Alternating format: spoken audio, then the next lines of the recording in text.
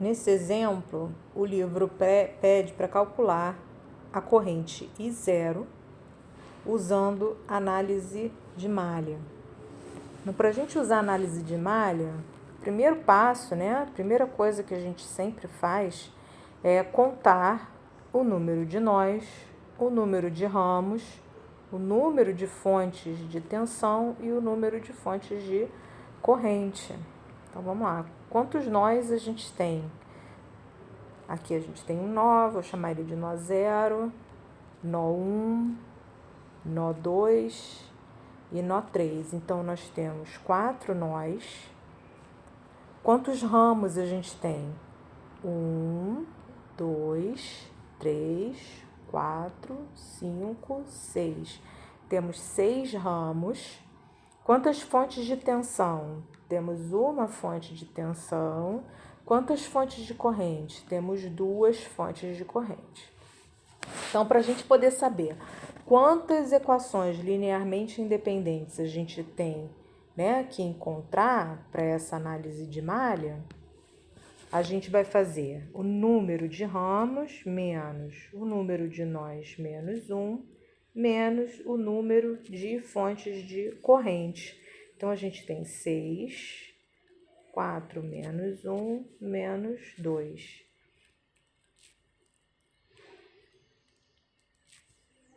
Ou seja, a gente tem que encontrar uma equação, ou seja, a gente vai ter uma corrente de malha. Então, o segundo passo do algoritmo, ele é o quê? A gente não subtraiu 2 fontes de corrente no passo anterior? Então, agora a gente tem que determinar quais são as malhas que vão usar essas correntes que a gente retirou do cálculo, certo?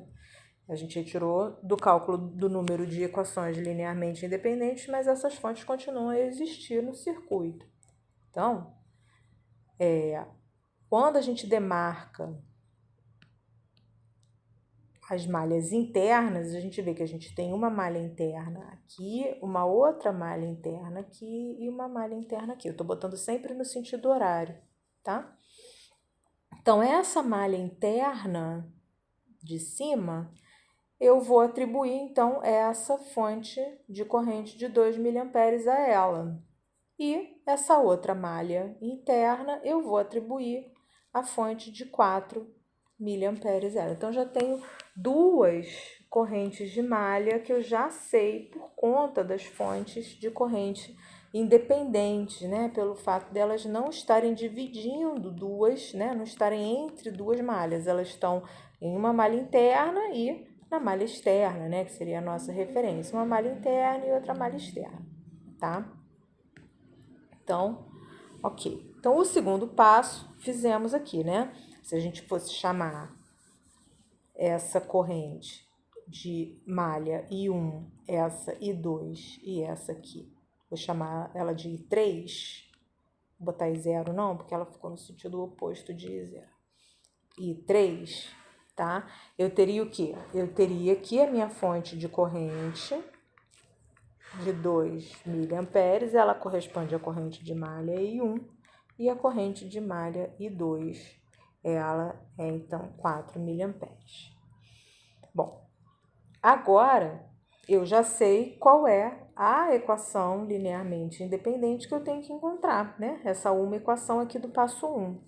Qual é? Vou redesenhar ela aqui. Quando eu redesenho, eu tenho que me lembrar que as correntes de malha que eu usei aqui no início desse passo, elas continuam existindo, tá?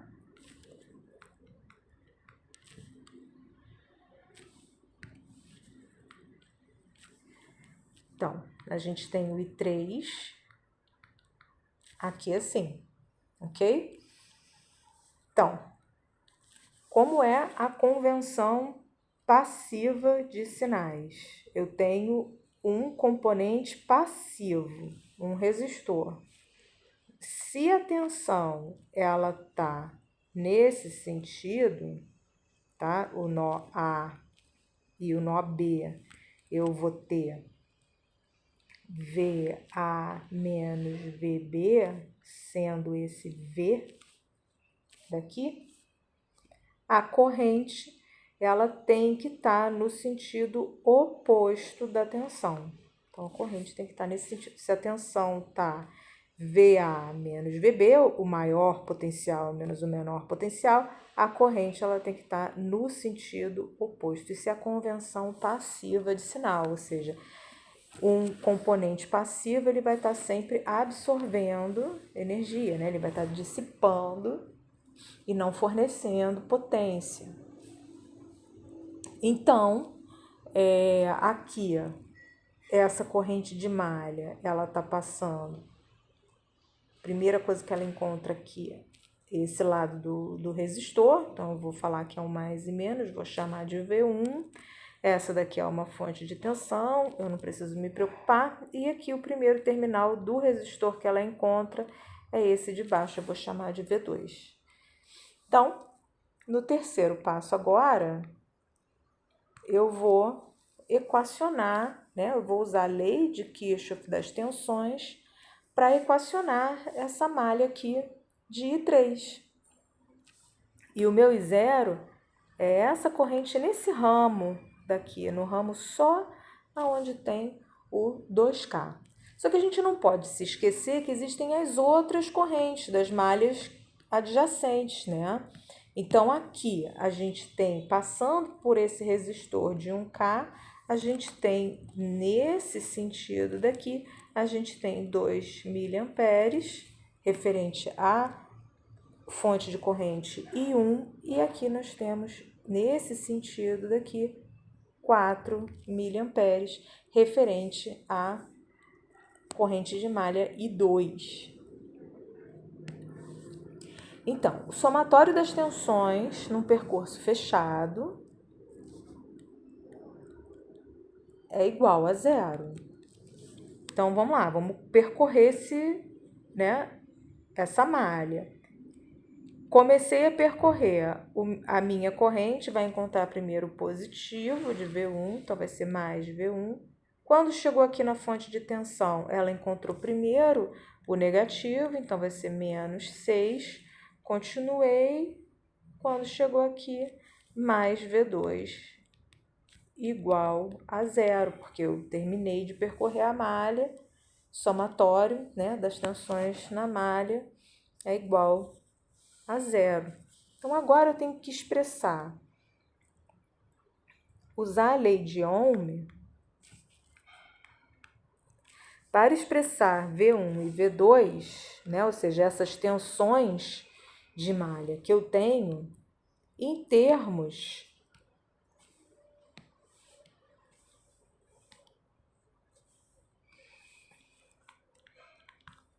das correntes de malha. Então, V1 vai ser o quê? Eu vou redesenhar aqui o resistor para a gente visualizar melhor. Eu tenho o resistor de 1K, eu tenho a minha corrente de malha I3 nesse sentido, e eu tenho a minha corrente de malha de 2 miliamperes no sentido, nesse outro sentido aqui. E o V1 tá assim, né? Mais e menos V1. Então, vamos lá. Lei de Ohm, V igual a RI. O R é 1K e o I vai ser o quê? A gente tem duas correntes. Qual a corrente que está obedecendo a convenção passiva de sinais? A corrente que obedece ela é a corrente I3. E a que está no sentido oposto é a corrente de 2 milho. Então, vai ficar I3 menos 2 milho. O V2, vamos redesenhar aqui também.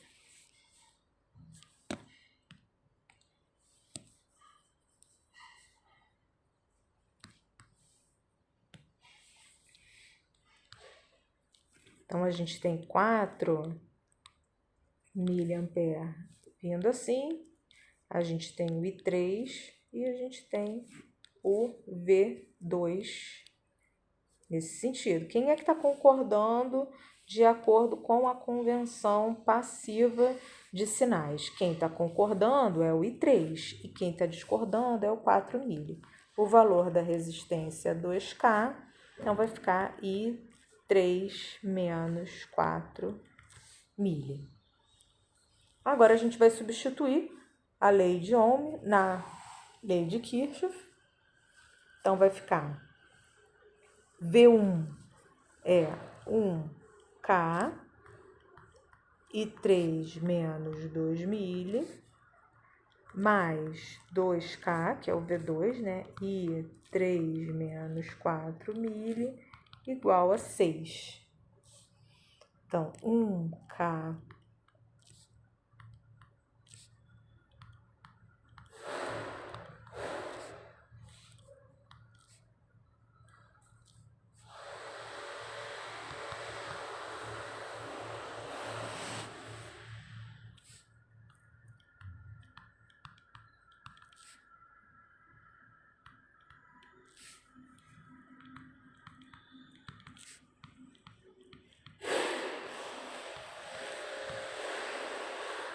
e 3 deu 16 terços, mas não é o I3 que ele quer no problema, ele quer o I0. E o I0, quem é? O I0 é a corrente só nesse ramo daqui.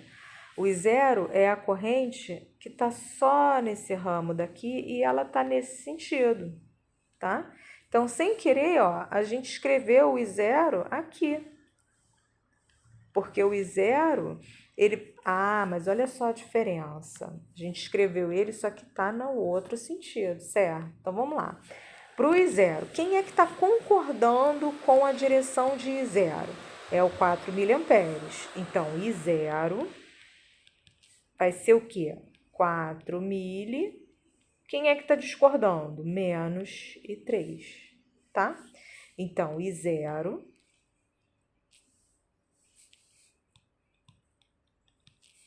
vai ser 4 mili menos 16 sobre 3 mili. E 0 vai ser 28 terços de miliampere. Opa, não, peraí. Eu somei ao invés de subtrair.